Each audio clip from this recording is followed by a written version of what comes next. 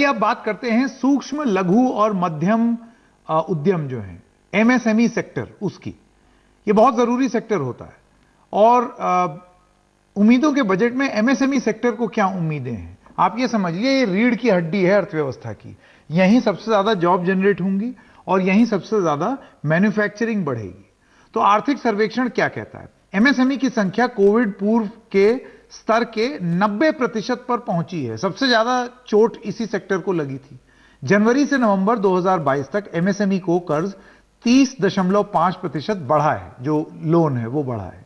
कुल निर्यात में एमएसएमई का हिस्सा घटकर 45% हुआ है। गवर्नमेंट ई मार्केट प्लेस में करीब करीब 55% कारोबारी है और एमएसएमई के जरिए ये कारोबारी हैं। गवर्नमेंट के ई मार्केट प्लेस यानी जीईएम का लक्ष्य सार्वजनिक खरीद में पारदर्शिता और तेजी लाना है। मैं स्वागत करना चाहता हूं इस समय डॉक्टर आलोक मिश्रा का। आप सीईओ हैं एमफिन के, माइक्रो फाइनेंस इंस्टीट्यूशंस नेटवर्क। बहुत बहुत धन्यवाद आपका डॉक्टर मिश्रा। मैं सबसे पहले आपसे ये पूछना चाहता हूं, देखिए बहुत सारे जो एमएसएमई सेक्टर हैं और माइक्रो इंडस्ट्रीज हैं, एंटरप्राइजेज हैं, उनको फाइनेंस की जरूरत पड़ती है, उनको लोन की जरूरत पड़ती है।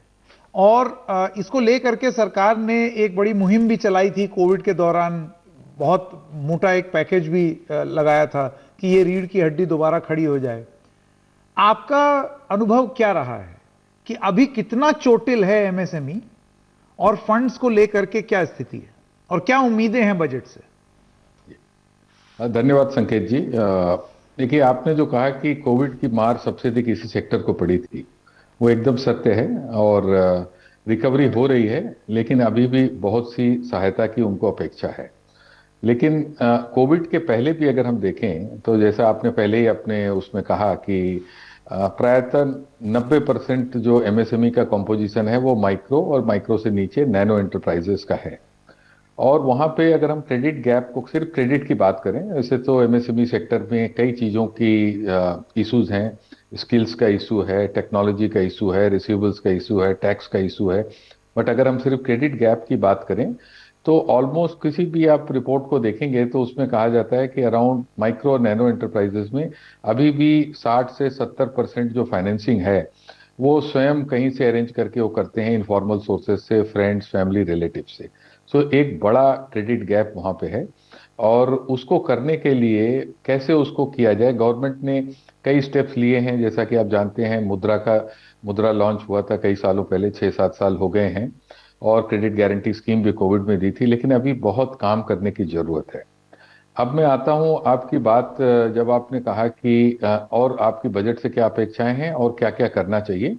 तो हमने बजट में तो, बिकॉज हम financing institutions, NBFC, MFI, small finance banks के ही देखते हैं जो माइक्रो फाइनेंस करते हैं, तो हमने तो क्रेडिट के बारे में ही रिक्वेस्ट किया है। और मूलतः 3 प्रकार की रिक्वेस्ट हैं। एक कि रीफाइनेंस की जो फैसिलिटी है वो कहीं सिडबी ऐसे डीएफआई में एक लार्ज कॉर्पस बना के रखी जाए, ताकि जो बैंकों से लोन एनबीएफसीज को जाता है, और ये इसलिए जरूरी है क्योंकि एनबीएफसीज ही रिटेल लोन, जो छोटे लोन होते हैं, 35,000, 50,000, 75,000, 1 लाख, इसमें फीट ऑन द ग्राउंड चाहिए होता है। ये एनबीएफसी का कॉस्ट स्ट्रक्चर ही कर सकता है और वो उसमें स्पेशलाइज्ड भी हैं, जैसे कि माइक्रो फाइनेंस इंस्टीट्यूशन। तो उनके लिए एनबीएफसी, एमएफआईज को एक क्रेडिट लाइन बनी रहे, इसके लिए बैंक से लोन मिलता है। लेकिन उसमें स्थायित्व तो अक्सर नहीं रहता है, कभी कम होता है, कभी ज़्यादा हो जाता है इकोनॉमिक साइकिल पे। तो हमने कहा है इसके लिए एक डेडिकेटेड रीफाइनेंस फैसिलिटी अगर सिडबी में बना दी जाए, या नाबार्ड भी कंसीडर किया जा सकता है, तो उससे बहुत फायदा होगा। दूसरा, हमने कहा है कि जो कोविड पैंडेमिक में गवर्नमेंट ने क्रेडिट गारंटी स्कीम लाई थी, उससे बहुत लाभ हुआ।